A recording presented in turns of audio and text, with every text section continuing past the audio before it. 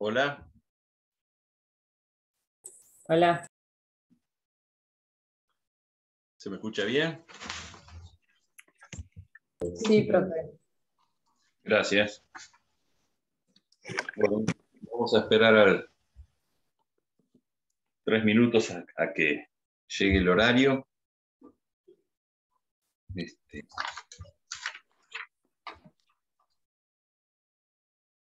Mañana tienen la última clase, ¿no es cierto?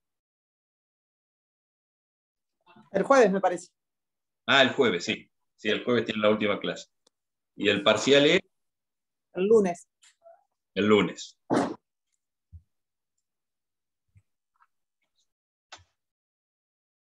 Profe, ¿Sí?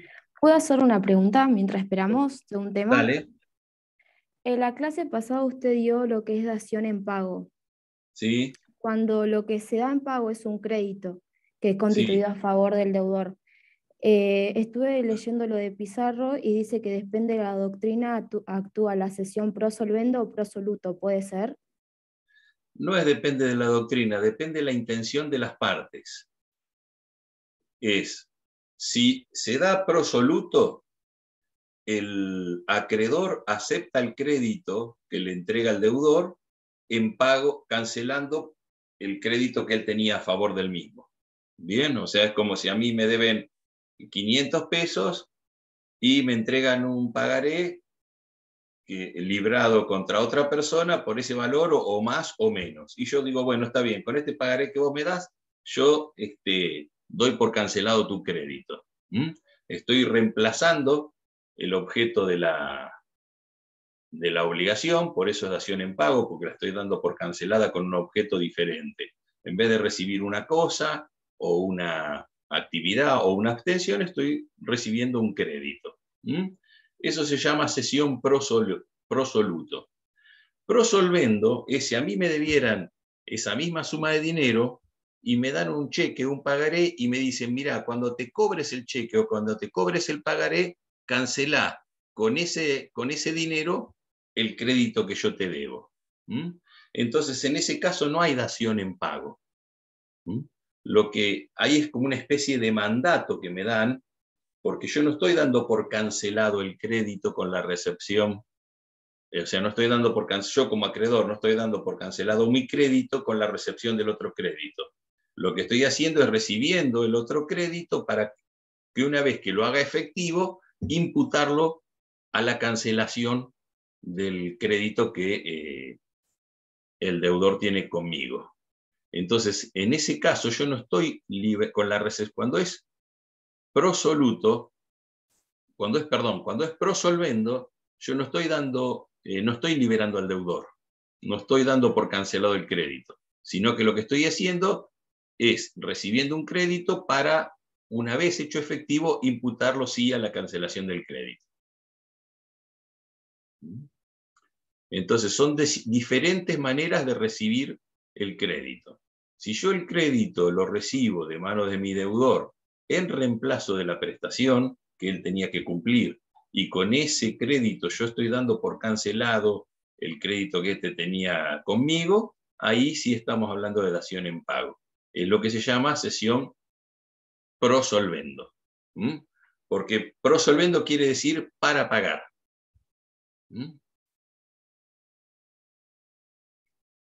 Entonces, ¿hay dación en pago con pro soluto? Claro. Ah, perfecto.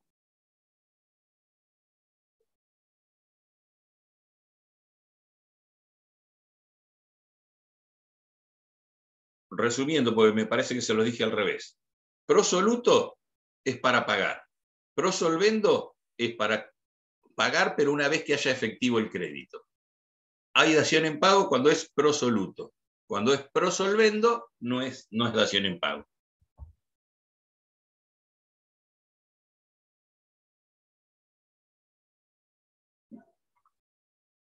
Bueno, Ahí lo entendí, porque a mí se me confundió cuando usted en la anterior clase explicó datio pro solvendo. Claro, claro, sí. Sí, es algo que a veces, sin estar presentes y sin tener un pizarrón al alcance de la mano, es difícil de explicar. Bueno, ahora vamos siguiendo con el tema de las fuentes en particular. Nosotros vimos al principio, cuando vimos los elementos de la obligación, que uno de ellos era la causa fuente. Es decir, no hay obligación sin causa, sin que derive de un hecho, un acto jurídico que tenga virtualidad suficiente para crearla. Los romanos, esto es un repaso de lo que hablamos al principio, originalmente reconocían dos fuentes, el contrato y el furtum y la rapina, que eran dos delitos. O sea que en resumen, en la ley de las 12 tablas encontrábamos el contrato, tipificado por el acuerdo de voluntades entre las partes, como fuente de las obligaciones, y los delitos. Luego, en las institutas de Justiniano se agregaron los cuasi contratos y los cuasi delitos, y luego los posglosadores agregaron la ley, con la distinción que hacía Planiol de que la ley podía ser fuente inmediata o inmediata de las obligaciones. Inmediata es cuando la ley directamente genera la obligación, inmediata cuando la genera a través de otra fuente. Porque Planiol decía, si el contrato es considerado una fuente de las obligaciones es porque la ley así lo reconoce. Entonces, esas 5 fuentes, que son las fuentes que derivaron de una evolución del derecho romano, es las que se llaman fuentes tradicionales. Y luego tenemos las fuentes no tradicionales o las que se derivaron con posterioridad, como por ejemplo una de las que vamos a ver hoy, que es la voluntad unilateral, el enriquecimiento sin causa, el abuso de derecho, la gestión de negocios, el empleo útil, etcétera, etcétera. Y también hay fuentes que se consideran o se denominan innominadas, o sea que no están expresamente legisladas en el Código Civil, pero en general se trata no de actos jurídicos, sino de hechos jurídicos, o sea, de situaciones que tienen como consecuencia generar una obligación, que es, por ejemplo, la adquisición del dominio de una propiedad, hace nacer, ya sea desde el carácter activo, desde el carácter pasivo, las obligaciones propterren que estén asociadas con ese derecho de dominio, o el abandono, en algunos casos puede ser un hecho del cual deriva la extinción de una obligación propterren, etcétera, etcétera. Lo concreto es que el contrato, como fuente de las obligaciones, que es al que me voy a referir ahora, está desde el origen mismo de la legislación. O sea, ya en la ley de las 12 tablas, en el Código de Hammurabi, la principal fuente que origina obligaciones es el contrato. Hoy el contrato nosotros lo tenemos definido en el artículo 1957. La definición ha ido cambiando en las diferentes reformas al Código Civil, o los diferentes autores pueden dar diferentes definiciones de contrato, pero todos coinciden que es un acto jurídico por el cual las partes se ponen de acuerdo para crear, extinguir, modificar, transferir derechos u obligaciones. ¿Cuáles son las diferencias que hay entre esta definición que da el 937 y la que daba el antiguo 1137 del Código de Vélez-Sarsfield? El Código de Vélez-Sarsfield hablaba de personas y el Código actual habla de partes. Técnicamente, en un contrato es más correcto hablar de partes que de sujetos, porque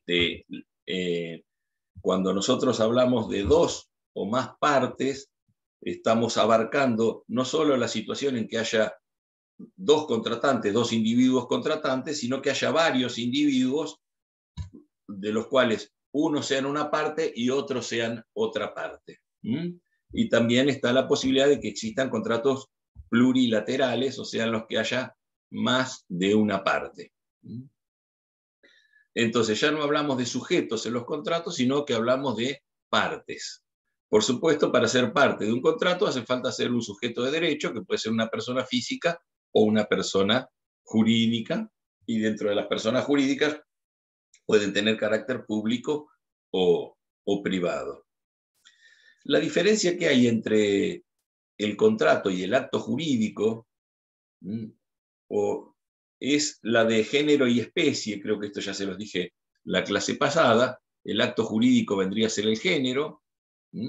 O sea, todos los contratos son actos jurídicos, pero no todos los actos jurídicos son contratos. Pero a diferencia de lo que ocurre en el contrato, el acto jurídico puede ser extrapatrimonial, mientras que el contrato siempre versa su objeto sobre bienes tiene un contenido patrimonial. Bueno, el instituto del contrato ha ido evolucionando y hoy se considera que es una institución que se encuentra en crisis. En realidad lo que se encuentra en crisis no es el contrato, que cada vez son más frecuentes los contratos de todo tipo, sino lo que se cuestiona es este principio de autonomía de la voluntad que ha gobernado el contrato desde sus comienzos. En el derecho romano, las partes al contratar tenían que someterse a una serie de formalidades, o sea, los contratos en el derecho romano eran de tipo formal, que significa que había que cumplir con una cantidad de requisitos, sobre todo para impresionar la memoria de las partes que intervenían y de esa manera poder probar en el futuro la existencia misma del contrato. El no respeto de las formas en el derecho romano daba lugar a la nulidad del contrato, o sea que la mayoría de las formas previstas para los contratos originalmente eran ab solemnitatem y no ad probationem. Esa es una clasificación de las formas que hacen el derecho romano. Ab solemnitatem es cuando la forma es solemne, y si no se respeta en la forma, el contrato no existe. Esto en el derecho actual es prácticamente inexistente y está reservado a unos muy pocos contratos. Por ejemplo, la donación de inmuebles no se puede hacer si no es exclusivamente por escritura pública. O sea que si se hace una donación de un inmueble y no se respeta la forma de la escritura pública, la donación es inexistente. Ni siquiera vale como promesa de suscribir la escritura pública. La mayoría de las formas previstas en el Código Civil para los contratos son ad probationem, o sea, para poder probar el contrato en el futuro, para poder probar la existencia del contrato en el futuro, y a su vez, en muchos casos, en los llamados contratos solemnes, por ejemplo, los que requieren escritura pública, también generan la obligación de hacer, que es la obligación de suscribir la escritura pública. Por ejemplo, la compra-venta de inmuebles también debe hacerse por escritura pública, pero las partes la pueden hacer mediante un instrumento privado que se llama boleto de compra-venta. Ese boleto de compra-venta genera en ambas partes la obligación, aparte de vender y de comprar, genera la obligación de hacer, que es la de suscribir la escritura pública. Con lo cual, el comprador que adquirió un inmueble por boleto de compra-venta no se convirtió en dominus, o sea, en propietario, porque no se cumplió con la escritura pública, pero sí le puede requerir al vendedor judicialmente que firme la escritura pública. Porque acá, si bien se trata de un contrato solemne, es una solemnidad ad probationem. Como les dije en el caso anterior, si en vez de una compraventa fuese una donación sobre un inmueble, como ahí la forma está impuesta ab solemnitatem, aunque si se hace una donación de un inmueble mediante un instrumento privado, este no tiene ninguna validez, ni siquiera para hacerle suscribir al donante la escritura pública para transferir el dominio. Disculpen, estoy con gripe, Así que ando con bastante tos. Bueno, estas formalidades existentes en el derecho romano, digamos, se fueron atemperando hasta desaparecer casi en absoluto con el derecho francés. El derecho que aparece con el Código de Napoleón de 1803, o sea, ese derecho posterior a la Revolución Francesa y a las ideas liberales, establece un principio que todavía sigue vigente en alguna medida hasta nuestros días, pero que está en crisis, que es que lo libremente querido por las partes es ley para las mismas. Esto significa que lo único que hacía falta para el nacimiento del contrato era que se produjera lo que se denomina el consentimiento. ¿Qué es el consentimiento? El acuerdo de voluntades. Cuando las partes hacen una declaración de voluntad común destinada a arreglar sus derechos. Eso significa que ambos están de acuerdo sobre el contenido de las obligaciones a su cargo. Entonces, el consentimiento se podía expresar de cualquier manera, inclusive en forma oral. Obviamente se fueron incorporando formas, sobre todo para los contratos de mayor importancia económica, porque, como dicen en la calle vulgarmente, a las palabras se las lleva el viento, entonces es necesario de alguna manera tener algún tipo de instrumento que nos permita probar cuál fue la voluntad manifestada. Por supuesto, porque para que la voluntad manifestada tenga validez, tiene que ser exteriorizada. Y se exterioriza a través de actos jurídicos o de hechos jurídicos. ¿Qué significa esto? De conductas inequívocas que hagan presumir la existencia del contrato. Como por ejemplo, cuando nosotros vamos a un kiosco a comprar, no sé, un paquete de pastillas, puede ser que yo con el vendedor ni siquiera cruce ninguna palabra, más allá del buenos días o el buenas tardes. Puede ser que le señale un paquete de pastillas, que lo tome de la góndola, me lo entregue, que yo saque un billete de mi bolsillo y le entregue el billete de mi bolsillo, y ahí quedó perfeccionado el contrato de compraventa, con la respectiva tradición de dominio del paquete de pastillas, en mi caso como comprador, y el dinero en favor del vendedor, sin que haya habido ninguna forma impuesta, salvo la tradición para que este contrato produzca sus efectos. Hasta contratos más complejos que exigen días o meses de preparación a través de lo que se llama cartas acuerdos o cartas de intención, en la cual las partes paulatinamente van diciendo hacia dónde está dirigida su voluntad. Hay negociaciones, ofertas y contraofertas, etcétera, etcétera, hasta que el consentimiento llega con la suscripción del respectivo instrumento. Nuestro Código Civil, en el 958, recepta el principio de autonomía de la voluntad. O sea, que dice que lo que las partes libremente quieren es ley para las mismas, pero establece límites o condicionamientos. Dice, en primer lugar, se deben respetar los requisitos del objeto, lo que ya vimos cuando hablamos de la licitud, la posibilidad, que no sea contrario a la moral ni a las buenas costumbres, etcétera, etcétera. Y por otro lado, no debe estar en contra de las llamadas normas indisponibles. ¿Esto qué significa? La regulación de los contratos es cada vez más precisa, y si bien en general la regla es que toda la normativa relativa a contratos es de carácter supletoria, o sea que a la hora de interpretar un contrato nosotros primero tenemos la voluntad de las partes y luego las normas supletorias establecidas en el Código Civil, hay una cantidad de normas que se han incluido, sobre todo determinados contratos que tienen contenido social, que se denominan indisponibles, o que también se habla de normas de orden público, que no pueden ser dejadas de lado por la voluntad de las partes. O sea que las partes no pueden acordar en contra de lo que el legislador ha dispuesto.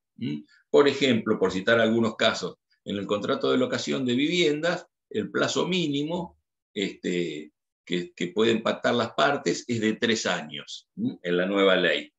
Hasta hace poco, hasta la ley anterior, eran 2 años. Pero independientemente de que haya variado el plazo con la nueva ley, lo concreto es que hay un plazo mínimo que las partes no pueden dejar de lado. O que no se puede pedir más de 1 mes de depósito de garantía por año que dure la locación. También se establecen plazos máximos, también se establecen restricciones en cuanto a la posibilidad de rescindir o no el contrato, de dejarlo sin efecto. Bueno, o sea, hay una serie de normas que ya vamos a ver cuando pasemos a la materia contratos, por la cual la voluntad de las partes queda de lado y se tienen que ajustar a lo que la ley les impone. Entonces ahí tenemos una serie de restricciones a lo que se llama la autorregulación. Lo que sí sigue existiendo, y esto no ha habido tantos avances, es respecto de la autodecisión de contratar o no. O sea, en la etapa previa a la formación del contrato, las partes son libres de contratar o no. Como todo en derecho, esto también tiene algunas excepciones. Hoy existen determinados contratos en los cuales esta autodecisión no existe. Por dar un ejemplo, hace unas semanas me llamó mi ex suegro y me dijo que le había llegado, junto con la tasa de alumbrado, barrido y limpieza, una cuota extraordinaria para pagar el asfalto que había pasado por la puerta, el asfalto y el cordón cuneta, que había pasado por un terreno que él tiene por allá, pasando la avenida Champañá. Entonces me llamó para preguntarme si tenía que pagar ese servicio que él no había contratado y que por otro lado no quería, o no. Entonces, bueno, obviamente le dije, mire, eso son contratos impuestos por es una facultad que tiene, digamos, la municipalidad, el poder público, de llevar adelante obras cuyo costo está a cargo de los contribuyentes y en los que los contribuyentes no pueden elegir no contratar. Obviamente, para este tipo de contratos, previamente se hace una compulsa entre los vecinos y si la mayoría están de acuerdo, o sea, ven como un avance, ven como positivo que les pase el asfalto y el cordón cuneta, la obra se hace y ese contrato público por el cual el frentista tiene que pagar la contraprestación que ha recibido, que es que ha pasado el asfalto y el cordón cuneta, le es impuesto, inclusive en contra de su voluntad. También tenemos como casos en los cuales hay contrataciones en contra de la voluntad de lo que se llama la expropiación por causa de utilidad pública, que no deja de ser una compraventa obligada que realiza el Estado a través de su potestad, que obviamente para llevarse a cabo tiene que cumplir con una cantidad de requisitos que impone la ley, que ustedes ya van a estudiar cuando lleguen a derecho administrativo. Pero lo concreto es que ambos ejemplos que les acabo de dar son casos en los cuales son contrataciones impuestas. O sea, en las cuales lo que se llama la autodecisión de contratar o no, no está vigente. Por supuesto, se trata de casos de excepción. La regla es que las partes deciden si quieren contratar o no y que las partes autorregulan el alcance de las obligaciones que establecen en el contrato.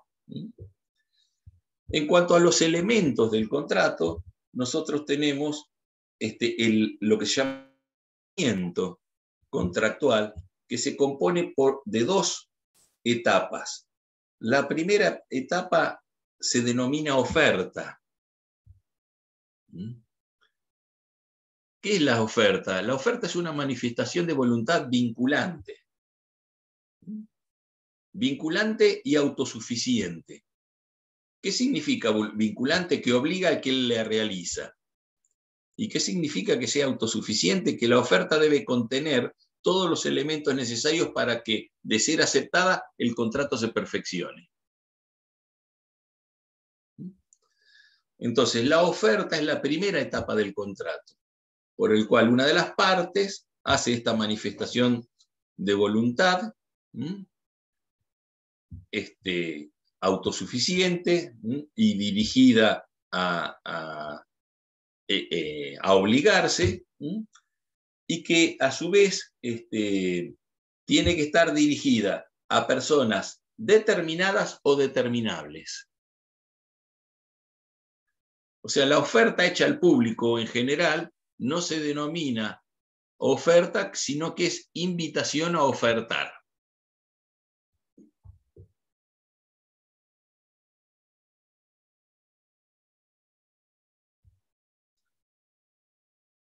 Entonces, si yo digo, tengo intenciones de vender mi auto, eso no es una oferta, sino es una invitación a ofertar.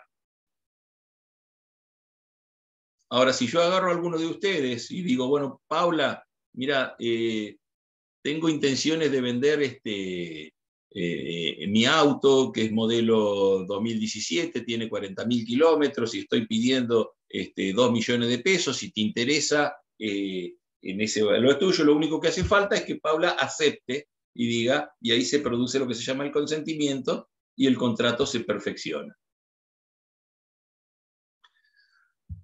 Vamos a ver respecto de esto que hay una diferencia entre lo que es el Código Civil y la ley 24.240, que es la ley de defensa del consumidor. En la ley de 24.240, la oferta dirigida al público, en las condiciones previstas ahí en el artículo 7 de la ley, es obligatoria para el que la hace. Pero como ustedes saben, para que se aplique la ley de defensa del consumidor, el que emite la oferta tiene que ser un comerciante. O sea, lo que se llama un proveedor de bienes o servicios. Y el que la recibe es el consumidor, que es a quien que contrata para sí, o como consumidor final, el bien que se ofrece a la venta o en alquiler o el servicio o lo que se trate. Entonces, tenemos una diferente concepción de la oferta. En el Código Civil, la oferta dirigida a objeto determinado no es oferta, sino no es obligatoria, es invitación a ofertar. Para que la oferta sea obligatoria, tiene que estar dirigida o a personas determinadas o determinables. Como por ejemplo, si yo le dijera a todos los alumnos de la Comisión 4, tengo esta colección de libros, la cual estoy dispuesto a vender a determinado precio y bajo tales condiciones. Ahí, si bien no estoy señalando en particular cuáles son los sujetos, estoy dando una fórmula de determinación que solamente comprende a los alumnos que están cursando la materia obligaciones en el primer cuatrimestre del 2022 en la Comisión 4, que es un número limitado de personas que podemos fácilmente individualizar. Entonces, tenemos la primera etapa de la celebración del contrato, es la formulación de la oferta, y la segunda etapa es la aceptación. La aceptación es cuando de manera lisa y llana se presta conformidad con la oferta. Si yo introduzco algún tipo de reforma o condicionamiento en la aceptación, deja de ser la aceptación para convertirse en lo que se llama una contraoferta.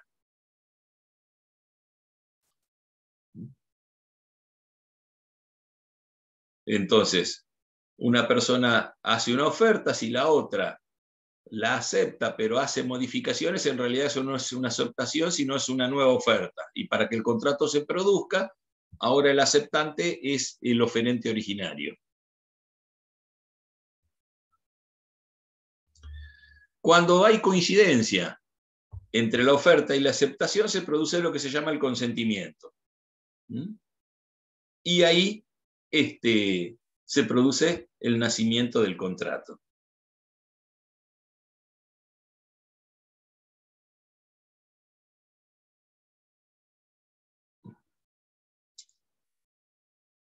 por último, y dentro de lo que se llama la crisis del contrato, en esto no vamos a ser demasiados extensos porque usted tiene una materia específica de contratos. Existen lo que se llaman los contratos de adhesión o contratos predispuestos, en los cuales la autonomía de la voluntad está limitada. ¿A qué se llama contrato de adhesión o contrato predispuesto? Aquellos contratos en que todas las condiciones están impuestas o previstas por una de las partes y la otra parte lo único que puede hacer es aceptar o rechazarlas. Generalmente estos contratos predispuestos o contratos de adhesión se dan en el marco de los contratos de consumo. Aunque puede haber contratos predispuestos que no sean contratos de consumo, pero en general son los contratos de consumo. Cuando yo contrato una tarjeta de crédito, un servicio de telefonía celular o de internet o de cable, o compro un auto por un sistema de plan de ahorro, o contrato el servicio de gas o de energía eléctrica, o voy a comprar un electrodoméstico a una de estas grandes casas de ventas de electrodomésticos. O sea, las condiciones, voy a pedir un crédito a un banco, las condiciones del contrato son impuestas por una sola de las partes. Y la otra lo único que tiene que hacer es agarrar la hoja, firmar al final y darse por enterada de todo lo que está escrito en letra chiquita de un lado y del otro, etcétera, etcétera. Estos contratos predispuestos o contratos de adhesión o contratos de consumo en los cuales la autonomía de la voluntad se encuentra fuertemente limitada, también tienen un tratamiento diferente de lo que se llaman los contratos paritarios. ¿A qué se llama contratos paritarios? Aquellos contratos en los que las dos partes están en un pie de igualdad a la hora de negociar. En consecuencia, en estos contratos predispuestos, las cláusulas allí estipuladas son de interpretación restrictiva. ¿Esto qué quiero decir? Que cuando se note que existe una notable desigualdad entre las obligaciones asumidas por una y otra parte, el juez puede intervenir, modificarlas o directamente anular las cláusulas que resulten abusivas.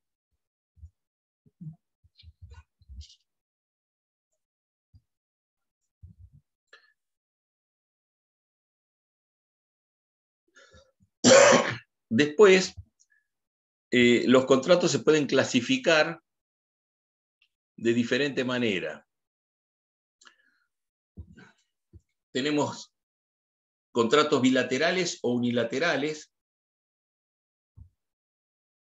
Se llama contratos bilaterales aquellos que generan obligaciones para ambas partes. Obviamente los contratos en cuanto a los sujetos, a las partes, siempre son bilaterales porque tiene que haber un acuerdo de voluntades, o sea, para que haya un contrato tiene que haber por lo menos dos sujetos. Pero el que existan dos sujetos o dos partes no significa que ambas partes asuman obligaciones en el contrato.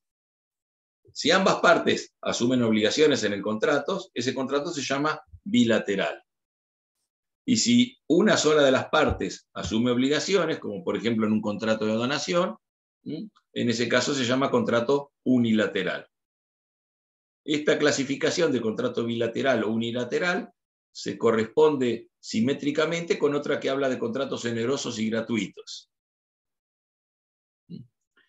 Los contratos onerosos son aquellos en los cuales a la prestación le accede una contraprestación. Mientras que los onerosos son aquellos en los que, a contrario sensu, o sea, a diferencia del anterior, hay una prestación a cargo de una de las partes sin que esté relacionada con una contraprestación. Ese es el gratuito. ¿Cómo? Bueno, ese es ando con una fonía también. Ese es el gratuito. El contrato gratuito, claro. El gratuito es aquel que no hay contraprestación. Después los contratos pueden ser conmutativos o aleatorios.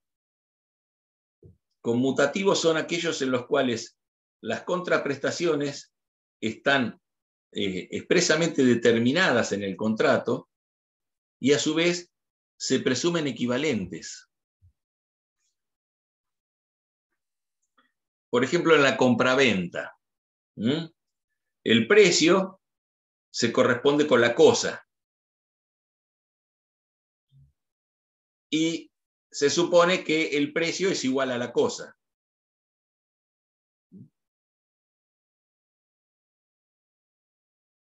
Mientras que el contrato aleatorio es aquel en el que la prestación a cargo de una de las partes se encuentra indeterminada, por lo menos en cuanto a su extensión o en cuanto a su posibilidad.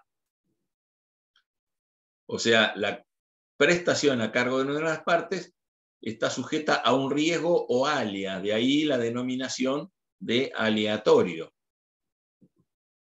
O depende directamente del azar. Entonces, esto sucede, por ejemplo, en un contrato de renta vitalicia. En un contrato de renta vitalicia tenemos, por un lado, una parte que recibe un capital y se compromete a entregarle a la otra parte, a cambio de ese capital, una renta durante su vida.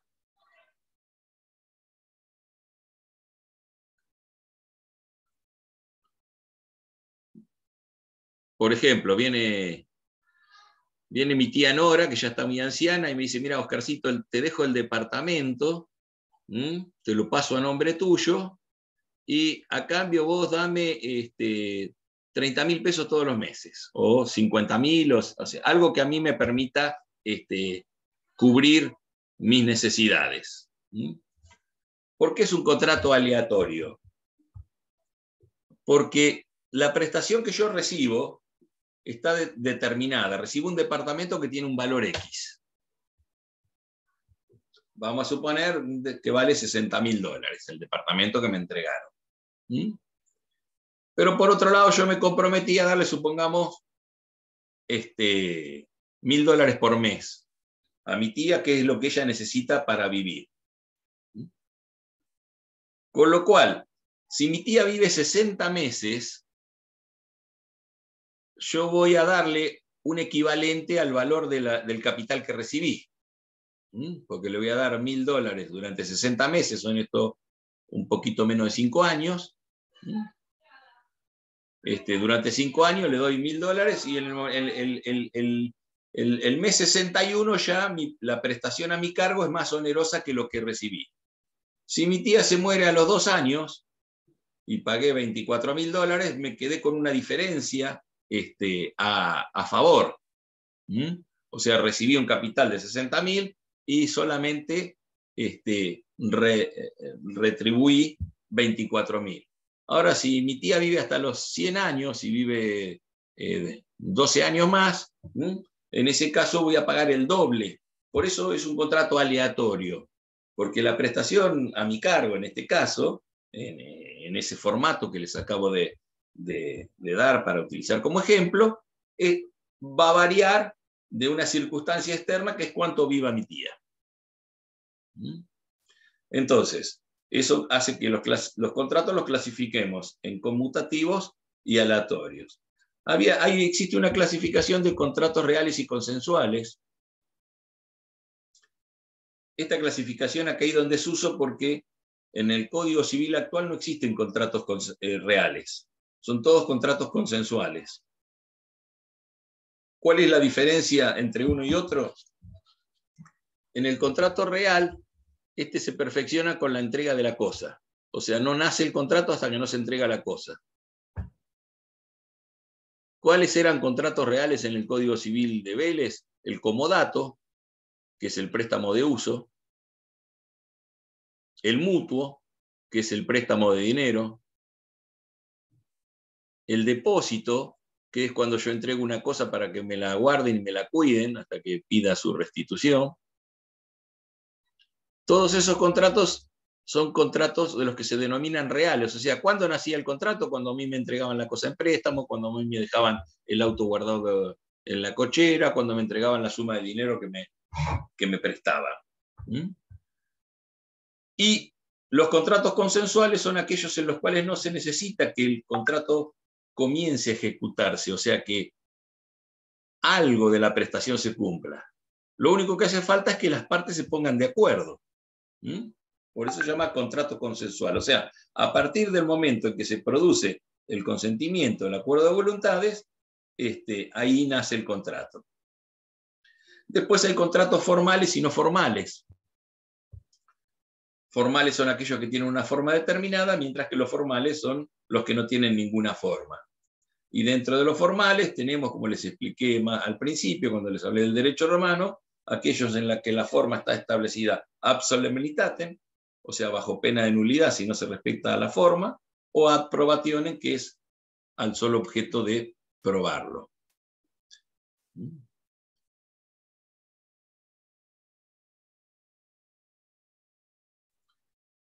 Bueno,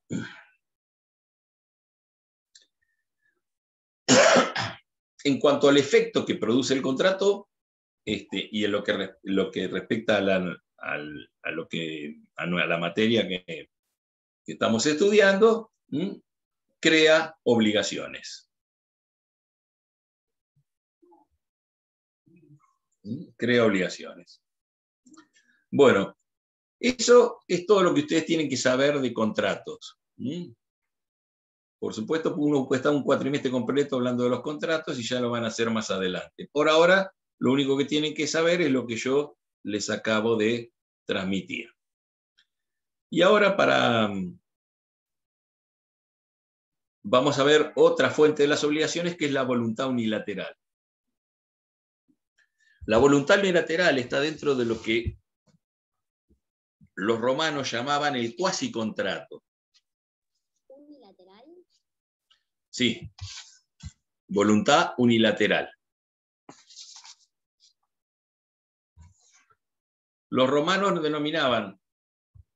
hablaban de contrato, cuando había acuerdo de voluntades, y hablaban de cuasicontrato, que era cuando se generaban obligaciones con una figura similar a la de un contrato, pero sin que el contrato existiera.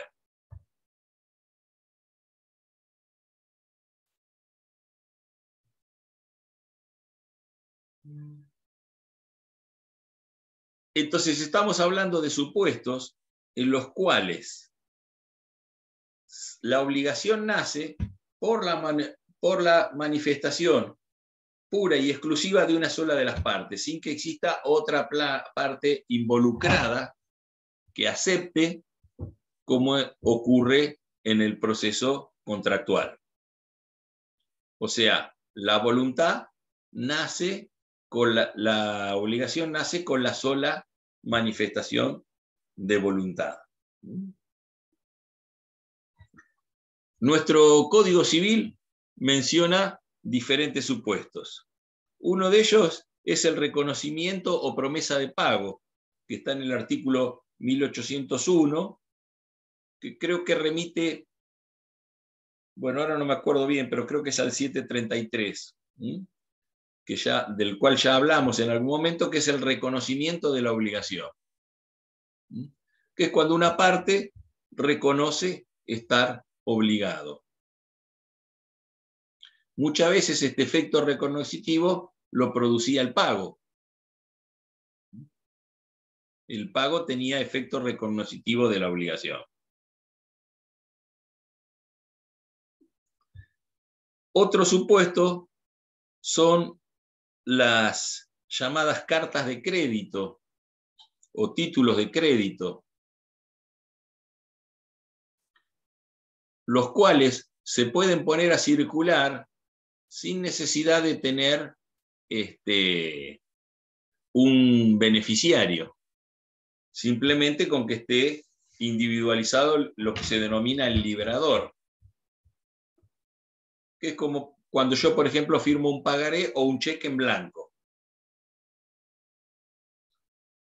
Ustedes seguramente alguna vez han visto un cheque y ahí vieron que el cheque tiene una parte en la cual se designa el librador, que es quien emite el cheque, y es quien y el cheque se libra con la firma del librador, y tiene otra parte que se denomina a donde está para asignar al beneficiario, que dice páguese a, y hay punto suspensivo, y ahí yo tengo que poner a fulano metal.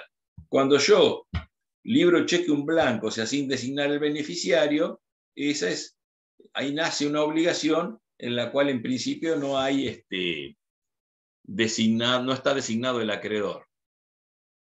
Y el acreedor va a ser, en definitiva, aquel tenedor del cheque que lo complete a su nombre poniendo sus datos en el sector del beneficiario. O, si lo puso ya, lo designó, lo puede ir transmitiendo a través de lo que se denomina el endoso, de los cuales les hablé también la clase pasada.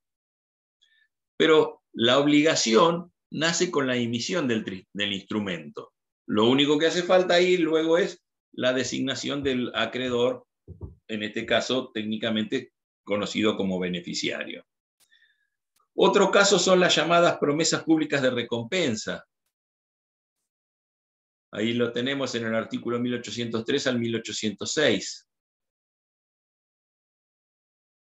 ¿Qué es la promesa de recompensa?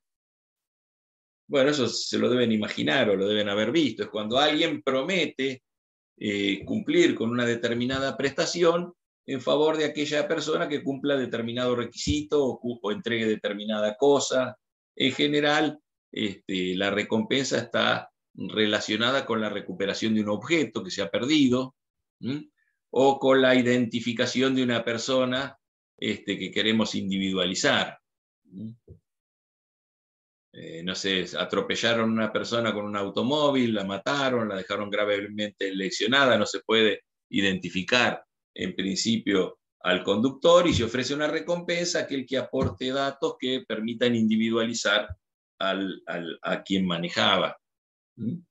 O se me perdió el perro en la calle y entonces ofrezco una recompensa a aquel que me regrese el perro, o perdí la billetera con los documentos, o perdí la computadora en donde tengo guardado toda la información con la que doy las clases, me la olvidé en el taxi o en el colectivo, y bueno, ofrezco una recompensa para que me la devuelva.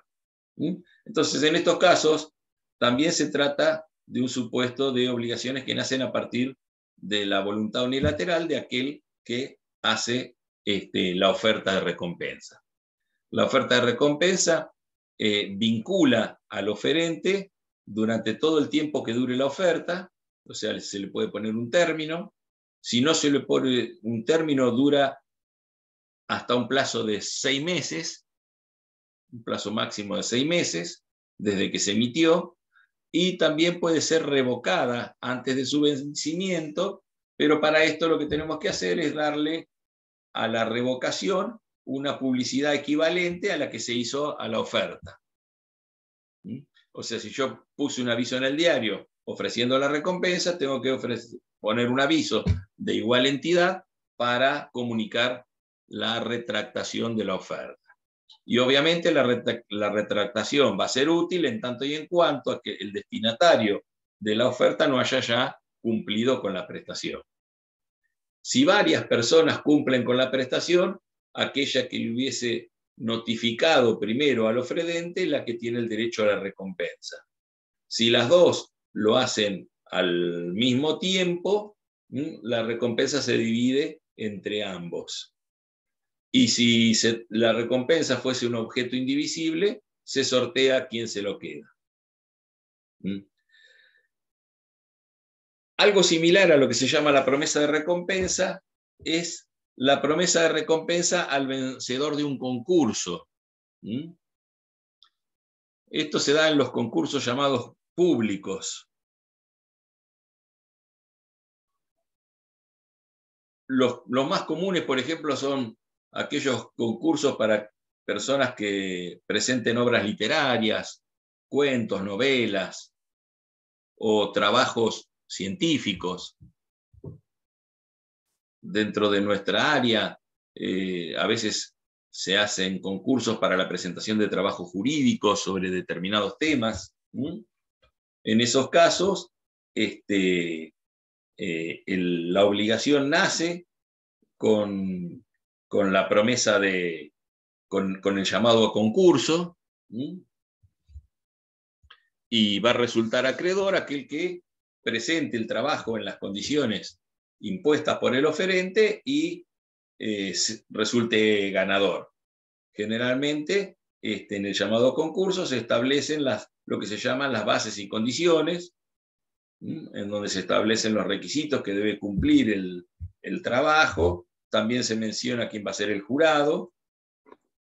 Si no se menciona quién va a ser el jurado, es el oferente el que decide.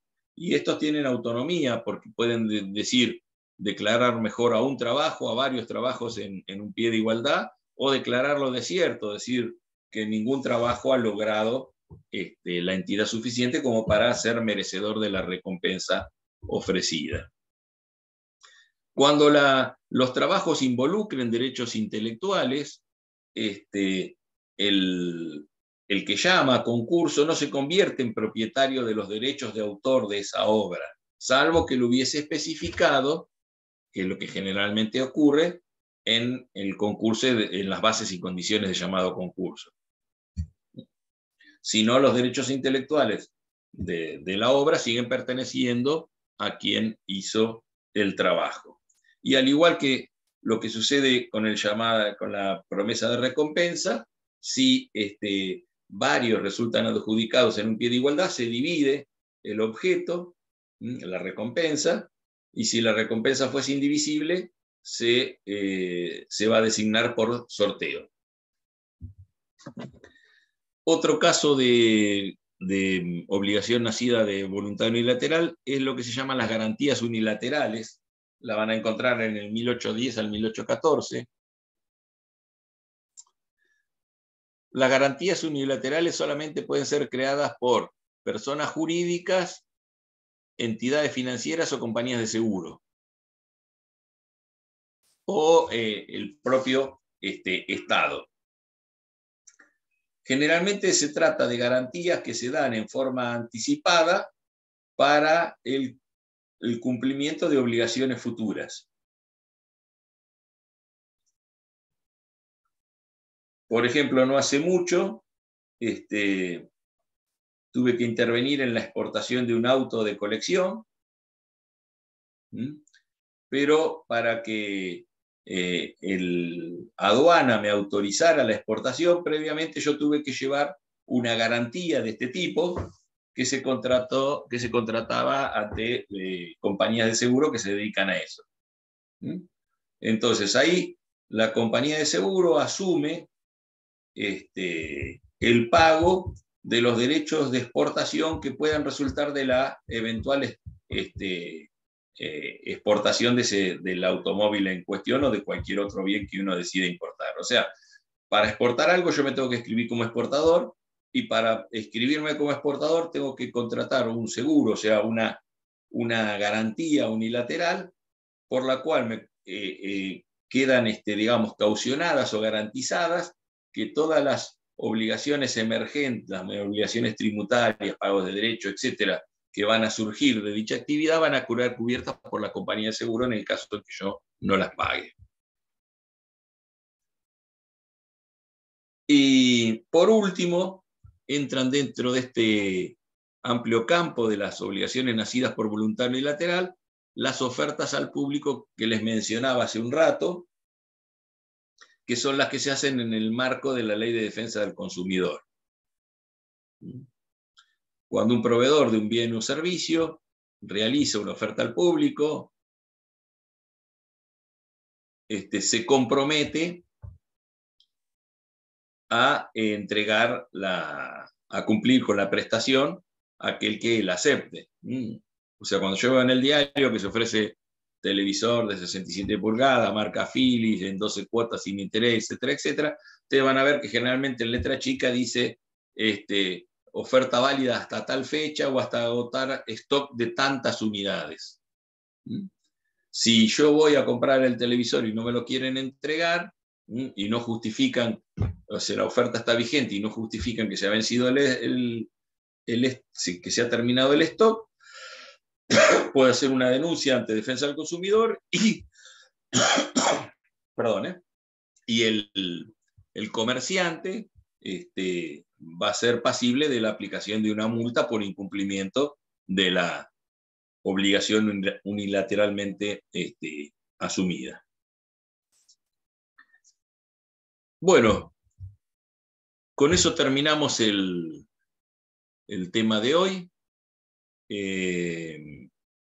Son temas sencillos que no hay que conocer en profundidad, simplemente leer los artículos del código involucrados y recordar un poquito esto que les acabo de decir.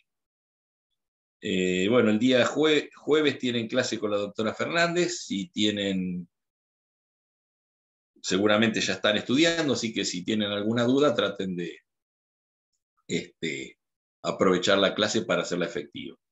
Si alguno de ustedes ahora me quiere preguntar algo de cualquier tema que hayamos visto. Una pregunta. Sí. El lunes vi por ahí que es el Día del Empleado Estatal. Sí. Googleé ahí y dice universidades. Sí. Pues como tenemos el parcial, yo consulté con el centro estudiante y me dijeron que no sabían nada todavía. No hay nada previsto, así que vamos a estar ahí y les vamos a tomar el examen. Qué lástima. Teníamos que festejar. Pero bueno, si llegase a haber algún tipo de comunicación, seguramente se pasará para el día siguiente.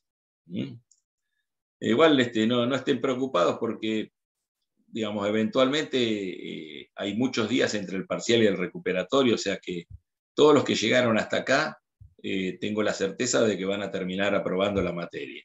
No digo que el lunes la vayan a aprobar, por ahí alguno tiene que repasar un poquito más, pero no tengo duda que todos van a terminar aprobando la materia. En cuanto a la modalidad del examen, va a ser un examen escrito.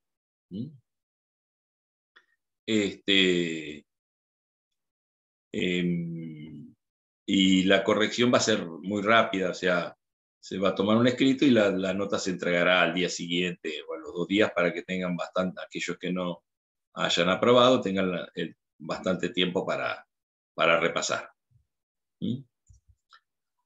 Bueno, nos vemos, en nuestro caso nos vemos el lunes en la facultad a las 18:30. Bueno. Chao, gracias. Hasta luego. Chao, gracias. No.